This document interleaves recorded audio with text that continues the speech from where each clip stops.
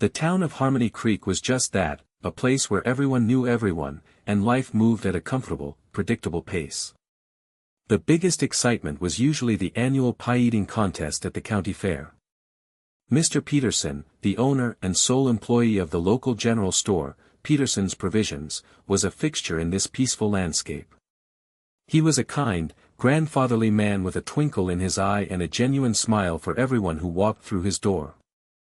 Every morning, Mr. Peterson would arrive at the store precisely at 6 a.m. He'd unlock the door, the familiar squeak of the hinges a sound as comforting as his warm greeting. First, he'd brew a fresh pot of coffee, the rich aroma filling the small space. Then, he'd arrange the newspapers, stack the shelves with canned goods, and meticulously organize the penny candy display, ensuring each treat was perfectly aligned. His days were filled with simple interactions, chatting with Mrs. Gable about her prize-winning roses, helping young Timmy choose the perfect lollipop, and sharing a joke with old Mr. Henderson about the perpetually losing baseball team. Mr. Peterson knew everyone's name, their favorite snacks, and often, their life stories. He was more than just a store owner, he was the heart of Harmony Creek. He lived above the store in a cozy apartment filled with old books and even older furniture. His wife, Martha, had passed away several years ago, and the store was his life now. He found comfort in the routine, in the familiar faces, and in the quiet rhythm of small-town life. He always wore a blue cardigan, even in the summer, and kept a small tin of butterscotch candies on the counter for the children. He was a constant, a reassuring presence in a world that often felt chaotic and unpredictable. He never suspected that this day, like so many others, would be tragically different. He went about his morning rituals, humming a tuneless melody, completely unaware that a storm was brewing, a darkness that would shatter the peace of Harmony Creek and forever alter his quiet, predictable life. The sun streamed through the window, illuminating the dust motes dancing in the air, a scene of idyllic normalcy just moments before the unthinkable would occur. Meanwhile, a few streets over, Billy was pacing restlessly in his cramped, dingy apartment. The walls were peeling, the furniture was broken, and the air hung heavy with the smell of stale cigarettes and desperation. He hadn't always been this way. Once, he'd dreamed of being a musician, of escaping this dead-end town. But those dreams had faded, replaced by a gnawing hunger and a growing sense of hopelessness. He'd lost his job at the lumber mill months ago, and the eviction notice was taped to his door, a stark reminder of his crumbling life. He'd tried to find work, but no one was hiring. The bills were piling up, and the threats from the loan sharks were becoming more frequent and more menacing.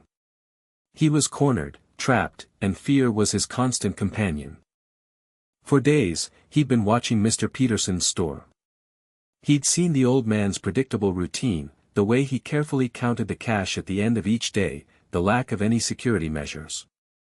It seemed almost too easy, a solution to his desperate situation.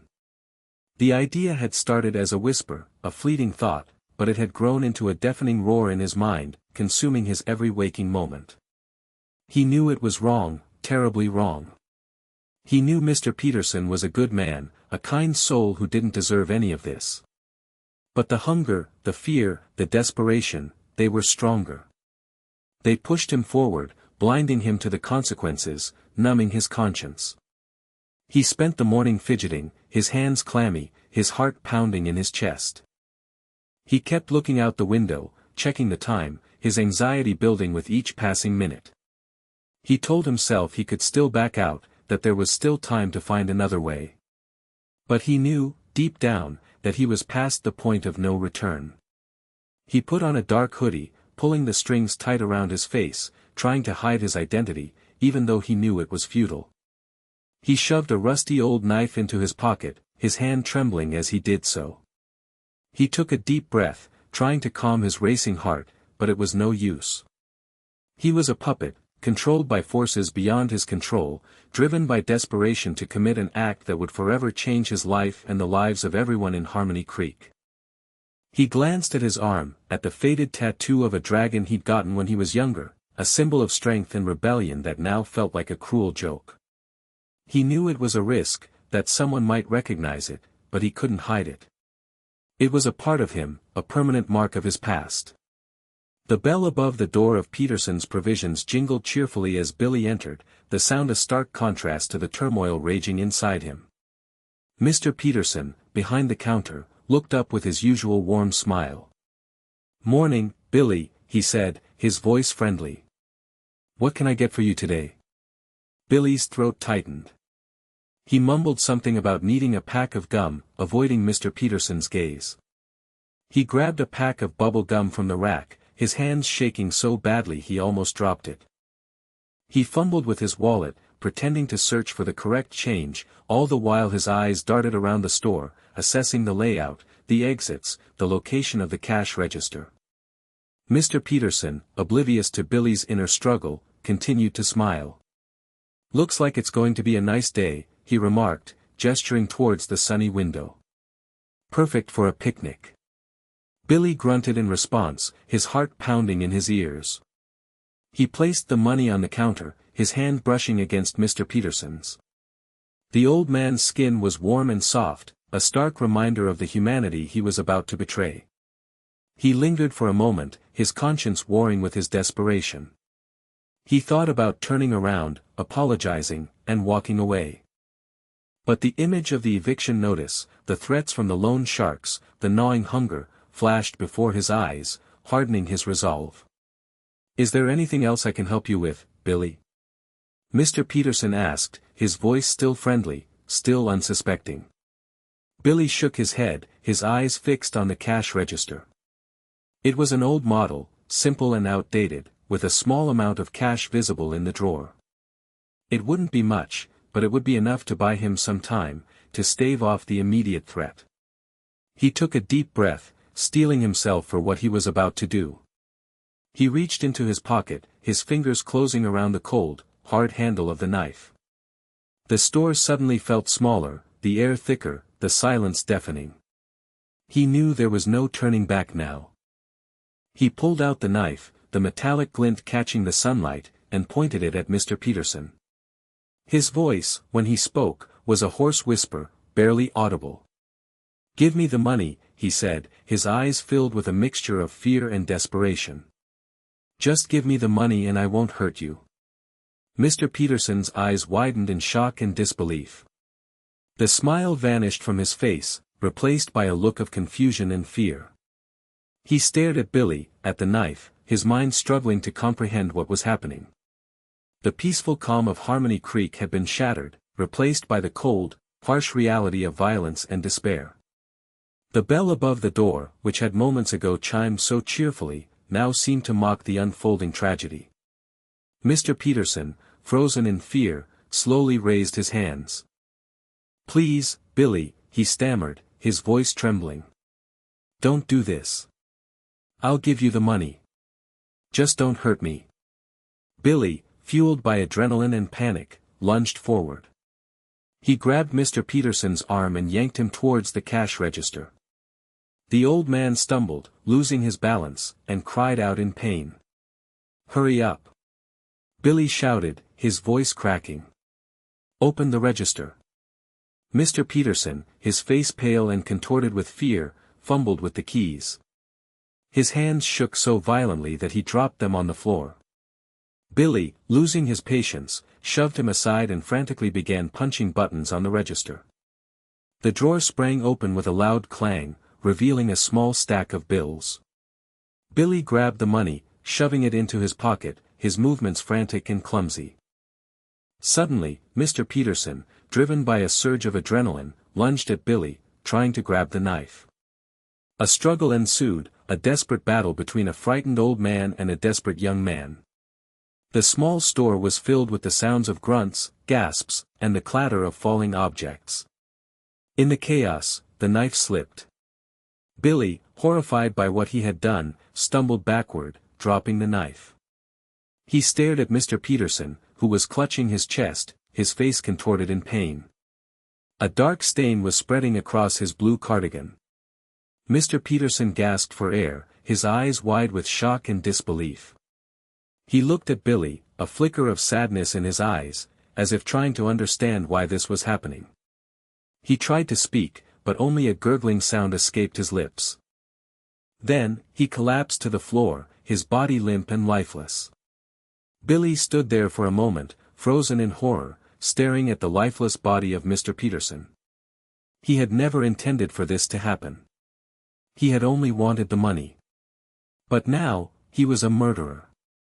Panic surged through him. He turned and fled, leaving the money, the knife, and the lifeless body of Mr. Peterson behind. He ran out of the store, into the bright sunlight, his heart pounding in his chest, the image of Mr. Peterson's lifeless eyes seared into his memory. The cheerful jingle of the bell above the door was the last sound he heard as he ran away from the store, away from Harmony Creek, and away from his life. He knew that he could never escape the horror of what he had done. The blood was on his hands, and it would stain his soul forever. Billy ran blindly, his lungs burning, his legs aching, his mind reeling from the horror of what he had done. He didn't know where he was going, he just knew he had to get away, as far away from Peterson's provisions as possible. He stumbled down the quiet streets of Harmony Creek, past houses with manicured lawns and smiling faces, faces that now seemed to judge him, to condemn him. He imagined they could see the blood on his hands, the guilt in his eyes. He ducked into a narrow alleyway, a dark and grimy space filled with overflowing trash cans and the stench of decay. He leaned against the brick wall, gasping for breath, his body trembling uncontrollably. He knew he had to think, to plan, but his mind was a whirlwind of fear and panic. He had to get rid of the hoodie, the one he wore during the robbery. It was evidence, a link to the crime. He quickly stripped off the hoodie, discarding it in a nearby trash can. Underneath, he was wearing a plain white t-shirt. He pulled off his jeans, replacing them with a pair of faded blue sweatpants he had stuffed into a backpack. He kicked off his sneakers, throwing them in the same trash can as the hoodie, and pulled on a pair of old, worn-out boots. He had hoped the change of clothes would make him less conspicuous, less recognizable. But he knew it was a futile attempt. The image of Mr. Peterson's lifeless eyes, the weight of his guilt, would stay with him forever, no matter what he wore. As he was changing, his t-shirt briefly rode up, exposing his left arm. The dragon tattoo, a symbol of a rebellious past, was now a beacon, a marker that would lead the police straight to him. He didn't realize it at the time, but a security camera, mounted on the side of a nearby building, had captured a clear image of his arm, the tattoo unmistakable. He finished changing, his hands still trembling, his heart still pounding. He took a deep breath, trying to compose himself, to regain some semblance of control. He knew he had to keep moving, to keep running. He couldn't stay in Harmony Creek. He had to disappear, to start a new life, somewhere where no one knew his name, somewhere where he could escape the shadow of his crime. But the image of Mr. Peterson's face, the weight of his guilt, would follow him wherever he went. He was a marked man, and there was no escape. Back at the Harmony Creek police station, a flurry of activity had erupted. The small, usually quiet station was now buzzing with officers, their faces grim, their voices hushed. The news of Mr. Peterson's death had spread like wildfire, shocking the close-knit community and galvanizing the police force into action. Detective Sarah Miller, a recent transfer to Harmony Creek, stood in the middle of the chaos, trying to maintain her composure. She was young, but determined, eager to prove herself in her new role. She had moved to Harmony Creek seeking a quieter life, a break from the big city crime she had grown accustomed to. She never imagined her first major case would be a murder. She surveyed the scene, her eyes scanning the evidence photos, the witness statements, the crime scene reports. She knew that time was of the essence. The longer the killer remained at large, the greater the risk of him escaping, of destroying evidence, of striking again. "Let's focus on the security footage," she said, her voice calm and authoritative. "I want every camera in a 5-block radius of Peterson's provisions checked. Now." The officers sprang into action, scouring the area for any surveillance cameras that might have captured the suspect's escape. It wasn't long before they found one, mounted on the side of a bakery, overlooking the alleyway where Billy had changed clothes. The grainy black and white footage showed a figure darting into the alley, his face obscured by the hoodie. He quickly stripped off his clothes, discarding them in a nearby trash can. The image was blurry, but discernible. Then, as he pulled off his t-shirt, the camera caught a clear, unobstructed view of his left arm.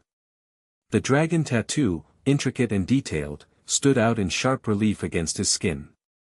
The dragon's scales were meticulously rendered, its eyes gleaming with a fierce intensity, its claws extended as if ready to strike.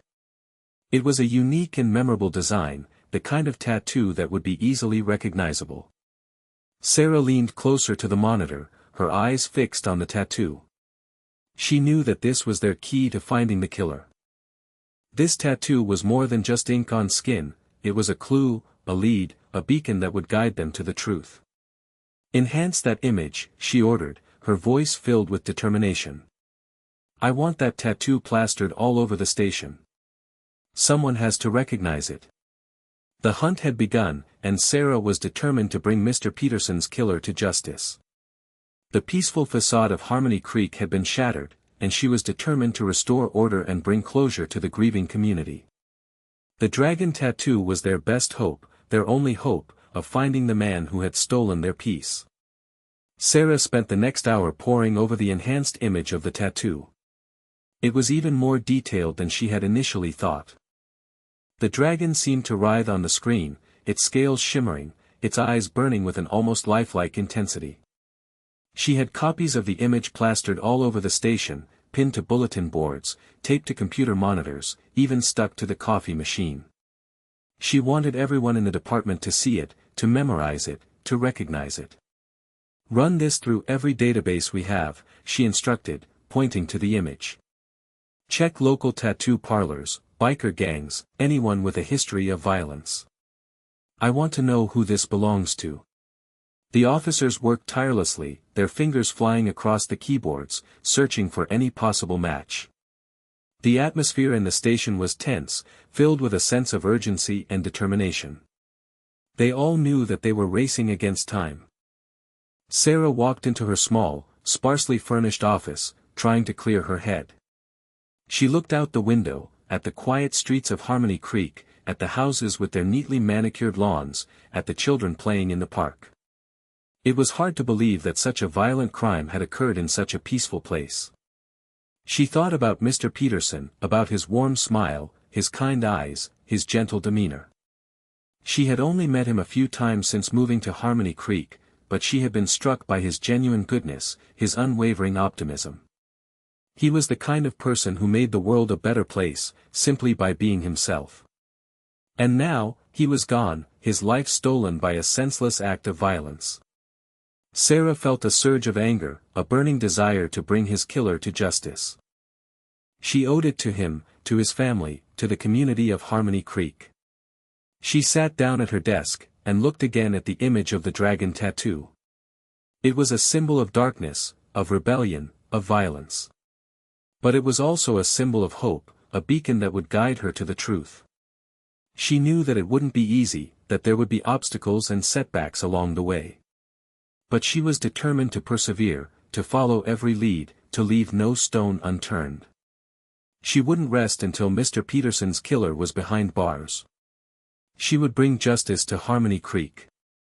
The hours ticked by, each one feeling like an eternity. The officers continued to search the databases, to interview local tattoo artists, to canvass the neighborhood, but the dragon tattoo remained a mystery. Sarah, exhausted but determined, sat back down at her desk and replayed the security footage, focusing solely on the brief glimpse of the tattoo. She watched it again and again, scrutinizing every detail, every line, every shadow. She zoomed in on the dragon's face, its fierce eyes, its sharp teeth, its intricately detailed scales. She noticed a small scar on the dragon's neck, a faint white line that ran across its scales. It was a subtle detail, but it could be the key to identifying the tattoo artist, and ultimately, the killer. She enhanced the image even further, trying to get a clearer view of the scar. The image became pixelated, grainy, but the scar was still visible, a faint but unmistakable mark. As she watched the footage, something else caught her eye. It was a barely perceptible movement, a slight twitch in the suspect's arm as he pulled off his t-shirt. It was so subtle that she almost missed it. She replayed the footage again, focusing on the suspect's arm. The twitch was there, a brief, involuntary movement. It was barely noticeable, but Sarah's instincts told her it was significant. She zoomed in on the suspect's arm, trying to get a clearer view of the twitch. She noticed a slight tremor in his fingers, a barely perceptible shaking. It was as if he was nervous, anxious, or perhaps even, withdrawing. Sarah's mind raced. Could the suspect be a drug addict? Was he experiencing withdrawal symptoms when he changed clothes? It was a long shot, but it was worth exploring. She pulled up the suspect's file, the information they had gathered from the crime scene, the witness statements, the initial police reports. There was nothing in the file about drug use, but that didn't mean anything. Many addicts were adept at hiding their habits. She decided to pursue the drug angle. She instructed her officers to check local pharmacies, drug treatment centers, and homeless shelters, looking for anyone who matched the suspect's description and had a history of drug use. She knew it was a long shot, but she had a feeling that it might lead them to the killer.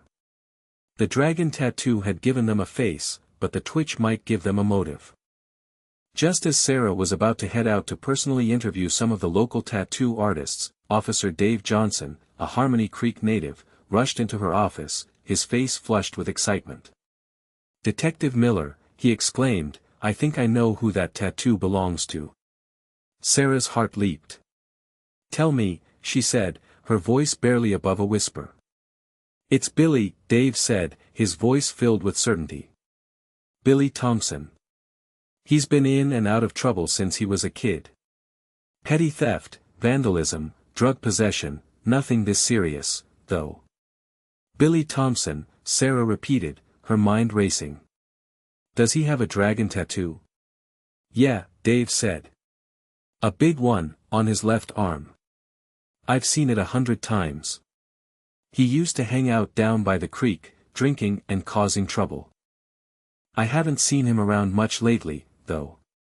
Sarah grabbed the enhanced image of the tattoo and showed it to Dave.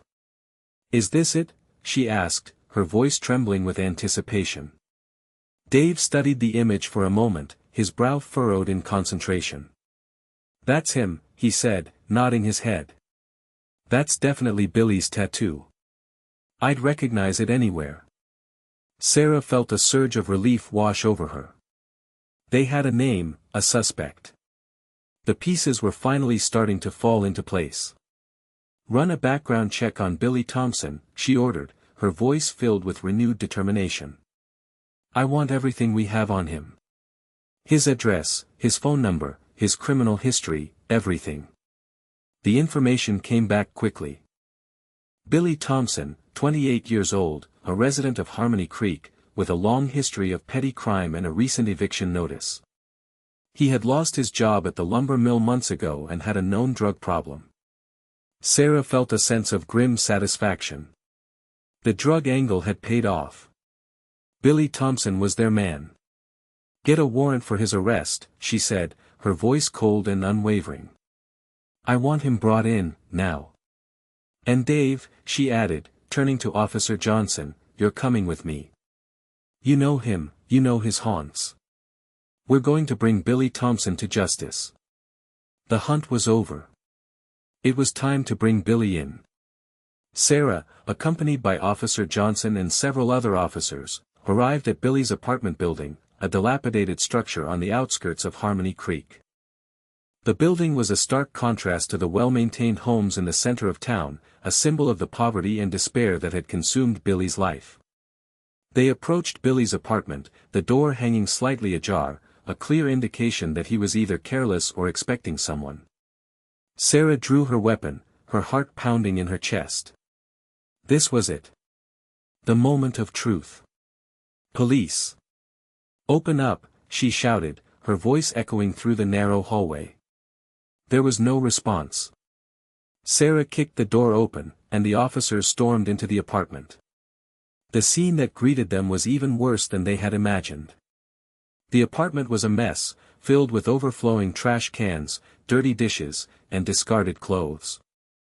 The air was thick with the smell of stale cigarettes, unwashed laundry, and something else, something acrid and chemical, the unmistakable odor of illicit drugs. Billy was huddled in a corner, his eyes wide with fear, his body trembling uncontrollably. He was wearing the same faded blue sweatpants he had been wearing in the security footage. He had clearly made no attempt to flee, no attempt to hide the evidence. He looked up at the officers, his face pale and gaunt. He knew that he was caught. "Billy Thompson, you're under arrest for the murder of Mr. Peterson," Sarah said, her voice cold and unwavering. Billy didn't resist. He simply nodded his head, his eyes filled with a mixture of fear and resignation. He knew that his life was over. Sarah noticed that Billy was trying to conceal his left arm, tucking it close to his body, as if trying to hide something. She grabbed his arm and pulled it away from his body, revealing the dragon tattoo in all its glory. The tattoo seemed to mock him, a permanent reminder of his past mistakes, a symbol of the darkness that had consumed him. "That's him," Officer Johnson said, his voice filled with a mixture of sadness and disgust. "That's Billy." Sarah placed Billy in handcuffs, her movements efficient and professional. As she led him out of the apartment, she couldn't help but feel a sense of sadness for him. He was a broken man, a product of his environment, a victim of his own choices. But he was also a murderer, and he had to be held accountable for his actions. The peaceful town of Harmony Creek could rest a little easier tonight. The arrest itself was anticlimactic. Billy offered no resistance, no struggle, no denial. He seemed resigned to his fate, as if he had been expecting this moment all along.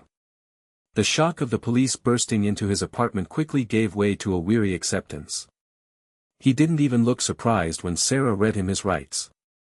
He simply stared at the floor, his eyes glazed over, his mind seemingly detached from the reality of the situation.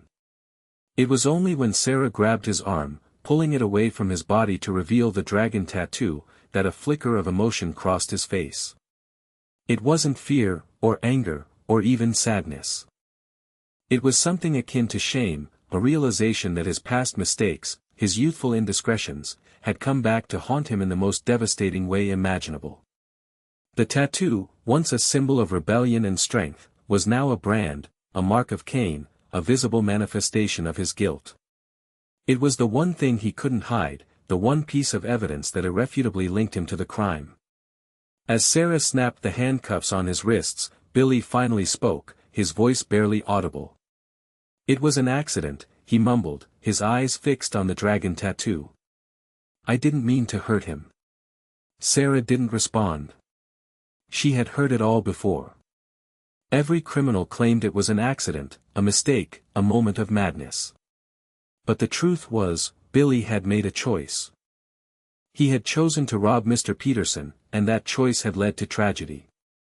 As they led him out of the apartment building, a small crowd had gathered, drawn by the flashing lights and the commotion. They watched in silence as Billy was escorted to the police car, their faces a mixture of shock, anger, and sadness. Billy kept his head down, avoiding eye contact. He knew that he had betrayed their trust, shattered their peace, and stained the innocence of their small town. He was no longer just Billy Thompson, the local troublemaker. He was Billy Thompson, the murderer. As the police car pulled away, Sarah glanced back at the crowd. She saw Mrs. Gable, her face etched with grief, clutching a bouquet of roses, the same roses she had shown Mr. Peterson just days before. She saw young Timmy, his eyes wide with fear, clinging to his mother's leg. She saw old Mr. Henderson, his head bowed in sorrow, his shoulders slumped with despair. Sarah knew that the arrest of Billy Thompson wouldn't bring Mr. Peterson back. It wouldn't erase the pain and the loss that the community was feeling. But it would bring a sense of closure, a sense of justice. And it would send a message that violence and lawlessness would not be tolerated in Harmony Creek. The dragon tattoo had spoken, and Harmony Creek had heard. News of Billy's arrest spread through Harmony Creek like a soothing balm, easing the collective pain and fear that had gripped the town since Mr. Peterson's death. The relief was palpable, a tangible shift in the atmosphere. People began to emerge from their homes, their faces no longer etched with worry.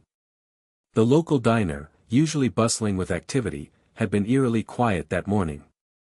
But as the news spread, the tables began to fill, the chatter and laughter slowly returning. The aroma of freshly brewed coffee and sizzling bacon filled the air, a comforting reminder of normalcy. Mrs. Gable, her eyes still red from crying, brought a plate of her prize-winning roses to the police station, a gesture of gratitude for Sarah and her team. Young Timmy, no longer afraid, walked into the station and presented Sarah with a drawing of a dragon, its scales colored in bright, vibrant hues. Old Mr. Henderson, his shoulders no longer slumped, stopped by the station to offer his heartfelt thanks. The community rallied around the Peterson family, offering their support and condolences. They organized a memorial service at the town square, a celebration of Mr. Peterson's life and legacy. Hundreds of people attended, sharing stories and memories of the kind, gentle man who had touched so many lives.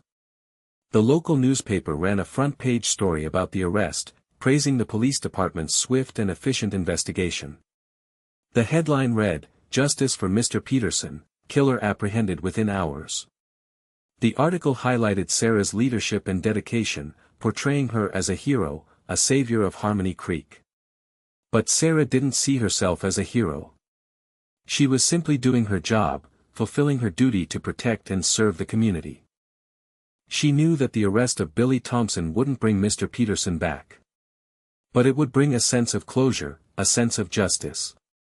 And it would send a message that violence and lawlessness would not be tolerated in Harmony Creek. The town began to heal, slowly but surely. The memory of Mr. Peterson would never fade, but the fear and the anger began to dissipate, replaced by a sense of hope and resilience. Harmony Creek had been tested, but it had emerged stronger, more united, more determined to preserve its peaceful way of life. The dragon tattoo had led to justice, and justice had brought healing to Harmony Creek. Late that night, after the memorial service and after the news cameras had left, Sarah sat alone in her office, the only light coming from the desk lamp. The station was quiet, the usual hum of activity replaced by a peaceful stillness. She looked out the window, at the darkened streets of Harmony Creek, at the houses with their softly glowing windows. The town was asleep, resting after a day of turmoil and grief.